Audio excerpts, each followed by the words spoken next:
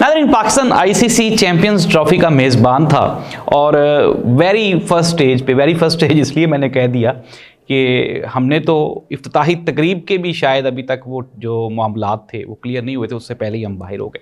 पाकिस्तान की क्रिकेट की तबाही का ज़िम्मेदार कौन है? ये वही शख्स है जो पाकिस्तान की मईशत और सियासत का भी ज़िम्मेदार। इस पर हम बात करेंगे आज के प्रोग्राम में। अली अमीन गंडापुर और इमरान खान के दरमियान जो फासले हैं वो बढ़ते जा रहे हैं। इमरान खान ने एक हुक्म दिया अली अमीन गंडापुर को, लेकिन अली अमीन गंडापुर ने नहीं माना। अली अमीन गंडापुर कुछ ऐसे मामलात को लेकर भी चल रहे हैं जिनसे इमरान खान उनको मना कर रहे हैं।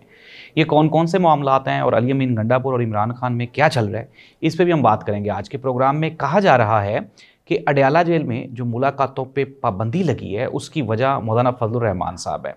प्रोग्राम का आगाज़ हम यहीं से करते हैं और ये सबसे बड़ी खबर है। खबर ये है कि पाकिस्तान तरीके इंसाफ आहिस्ता आहिस्ता मौलाना फजलुर रहमान साहब के करीब होती जा रही है। हमने आपको पिछले प्रोग्राम में बताया भी कि मौलाना फजलुर रहमान साहब ने बग़ैर किसी लालच के, बग़ैर किसी ओहदे के, बग़ैर किसी स्टेटस के और बग़ैर किसी आउटपुट के उन्होंने कहा जी कि मैं जमहूरियत की बहाली के लिए पीटीआई के साथ खड़ा हूँ। ये एक बहुत बड़ा बयान है, आज की बहुत बड़ी डेवलपमेंट भी है और इसको लेके हुकूमत बड़ी परेशान है। हुकूमत ये चाहती है कि कहीं इस तरह से ना हो कि मौलाना फजलुर रहमान साहब खुद ही चल के अडयाला जेल चले जाएं और फिर इमरान खान के साथ उनकी मुलाकात हो जाए। और यही वजह है, यही ख़तरा है कि आपने इमरान खान पर जो पाबंदियाँ लगी हैं उसकी एक मेन रीज़न वो वन ऑफ देम ये भी है। पाकिस्तान के सीनियर मोस्ट जर्नलिस्ट हबीब अकरम साहब ने अपने एक तबसरे में कहा, उन्होंने कहा कि इमरान खान पर जो अडयाला जेल में मुलाकातों पे पाबंदी लगाई गई है उसकी एक वजह मौलाना फजलुर रहमान साहब भी है और उसकी वजह मैंने आपको डिटेल से बता दी। पाकिस्तान आईसीसी चैंपियंस ट्रॉफी के दूसरे मैच में भारत से 6 विकेटों से हारने के बाद आईसीसी चैंपियंस ट्रॉफी से बाहर हो गया। और नाज़रीन, अच्छा आप ये देखें, हम ये नहीं कहते हार जीत is a part of game. Pakistan में जो आप ये कहेंगे क्रिकेट की तबाही है उसका सेहरा उन कुव्वतों को जाता है जो कि नॉन प्रोफेशनल हैं और बिला वजह वो दीमक की तरह क्रिकेट को चिमटी हुई। इमरान खान के दौर में और कुछ नहीं था, कम अज़ कम ये था कि जो चेयरमैन पीसीबी था वो रमीज़ राजा था और कम अज़ कम आप ये कह सकते हैं कि यार वो एक क्रिकेटर है, क्रिकेट की नो हाउ को वो समझता है। कभी आप नजम सेठी को लगा देते हैं, कभी आप जनरल तोकीर ज़िया को लगा देते हैं, कभी आप किसी बैंकर को लगा देते हैं, कभी आप किसी ज़िम्मेदार को उठा के लगा देते हैं। यार ये क्रिकेट का बेड़ा गर्क करने में, जब आपकी ये 25 करोड़ की आवाम, ये आपको पता है कि इनकी इमोशंस अटैच है पाकिस्तान की क्रिकेट के साथ और आप उनकी इमोशंस के साथ खेल रहे हैं। मोहसिन नकवी साहब को तुक ही नहीं बनता था चेयरमैन पीसीबी लगाने का।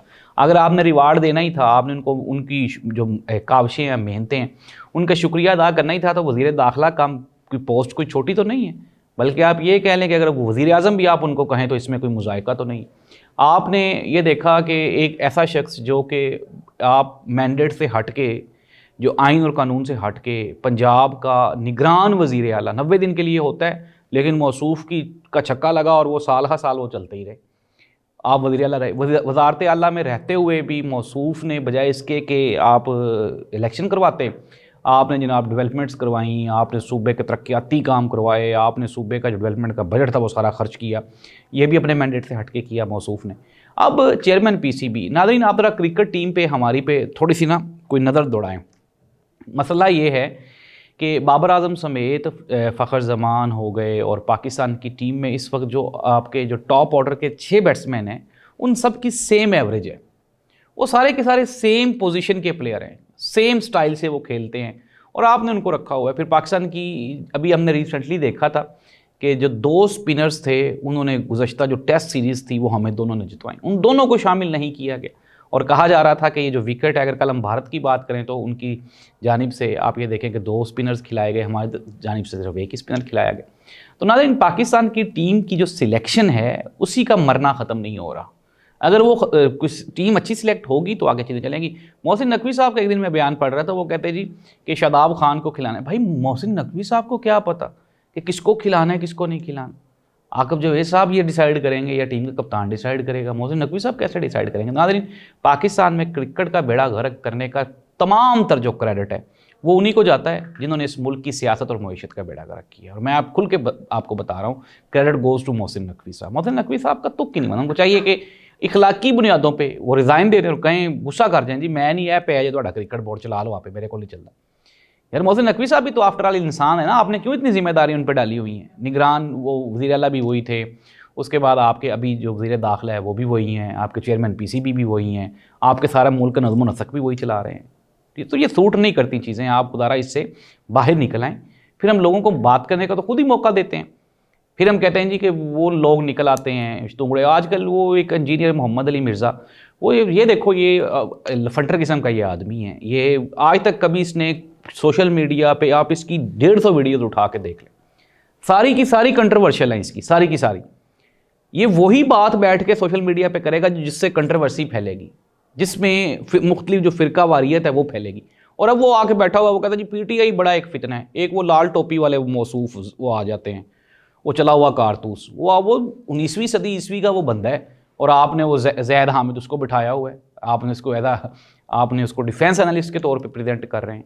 یہ فارغ ترین لوگ ہیں دونوں کے دونوں. میں پھر دوبارہ یہ کہہ رہا ہوں, ان کو تو لانے والے جو ہیں وہ جاہل ہیں, جن کو اتنا بھی نہیں پتا کہ یار کس وقت پہ کیا کام کرنا چاہیے. تو یہ جو دونوں موصوف ہیں یہ دونوں جاہلیت کی انتہا ہیں, اور زید حامد بھی اور انجینئر محمد علی مرزا بھی. انجینئر محمد علی مرزا جیسا تو کنٹروورشل بندہ ہی کوئی نہیں ہے جس کو کوئی بھی فقہ جو ہے وہ ایکسیپٹ کرنے کے لیے تیار نہیں ہے. نہ اس کو اہل حدیث لیتے ہیں, نہ اس کو اہل سنت والجماعت والے لیتے ہیں, نہ اس کو فقہ جعفریہ والے ایکسیپٹ کرتے ہیں. تو وہ موصوف کیا کرتے ہیں, اب گھوڑا بچائی پھر مذہب دا, اور اب وہ بات کر رہے ہیں جی پی ٹی آئی کے جو لوگ ہیں وہ منافقت پھیلا رہے ہیں اور وہ دہشت گردی پھیلا رہے ہیں. یار واٹ دا ہیل از دس؟ آپ کو پتہ ہے تھوڑا سا بھی سیاست کا؟ آپ اپنی بیٹھ کے اپنا چورن بیچیں جو آپ جال سازی کا بیچ رہے ہیں. آپ کو کیا ضرورت پڑی کہ آپ جو ہے وہ سیاست میں ٹانگیں اڑانا شروع کر دیتے ہیں؟ کچھ بھی نہیں. وہ جب پیچھے سے کچھ چونڈی لگا دیتا ہے تو چونکہ ان لوگوں نے ایسی انہوں نے بلنڈرز کیے ہوئے ہیں, ایسی انہوں نے غلطیاں کی ہوئی ہیں کہ ان کو پھر پیچھے سے فون آتا ہے کہ یار تیرا فلاں ایف آئی آر تیرے خلاف ابھی کٹ دیتی ہے, فلاں ایف آئی آر کاٹ دیتی. پھر یہ کیا کرتے ہیں, ان کو مرچیں لگتی ہیں, پھر یہ آگے سوشل میڈیا پہ بیٹھ کے تو وہ صرف اور صرف طاقتور حلقوں کی حمایت حاصل کرنے کے لیے پھر اس طرح کے بیان بازی شروع کر دیتے ہیں. ادروائز کوئی بھی اس میں ریالٹی نہیں ہے. تو ناظرین میں نے خبریں آپ تک پہنچا دی. حکومت کے جو نیچے جو زمین ہے وہ آہستہ آہستہ گرم ہو رہی ہے, اور اس کی سب سے بڑی وجہ حکومت کی اپنی غلطیاں ہیں, جو وہ غلطیوں پہ غلطیاں دہرائی جا رہے ہیں. پنجاب میں کوئی ڈیولپمنٹ نہیں ہو رہی, لیکن اس کے باوجود بھی بضد ہے کہ عوام کو اس چیز پہ قائل کر لیا جائے کہ جی پتہ نہیں پنجاب جو ہے وہ دنیا کا سب سے بہترین صوبہ بن گیا. یار آپ ایکسکیوز کریں, آپ ریئلسٹک ہو جائیں, آپ اپنی اپروچ کو بدلیں اور لوگوں سے معافی مانگیں. لوگوں سے کوئی سب سے پہلے تو آپ جو مینڈیٹ چوری کی ہے آپ اس کی معافی مانگیں. پھر اس کے بعد جو آپ نے پاکستان کی عدالتوں کا بیڑا غرق کیا آپ اس پہ معافی مانگیں. پھر آپ نے جو عدلیہ کے ساتھ کیا ہے, جو آپ نے اداروں کے ساتھ کیا آپ اس پہ معافی مانگیں. آپ عمران خان کو کہتے ہیں معافی مانگیں, پہلے آپ خود تو مانگ لیں. تو ناظرین یہ تھی آج کی ڈیولپمنٹس, اور حالات آہستہ آہستہ میں آپ کو بارہا یہ بتا چکا ہوں کہ پاکستان میں کوئی بھی چیز جو ہے وہ اپنی صحیح ڈائریکشن میں نہیں موو کر رہی, اور اس کی صرف اور صرف ایک ہی وجہ ہے کہ سسٹم یہاں پہ خراب ہے. جب تک یہ سسٹم ٹھیک نہیں ہوگا تب تک کوئی بھی چیز ہماری ٹھیک نہیں ہو سکتی. اللہ اس ملک کا حامی و ناصر. اللہ حافظ.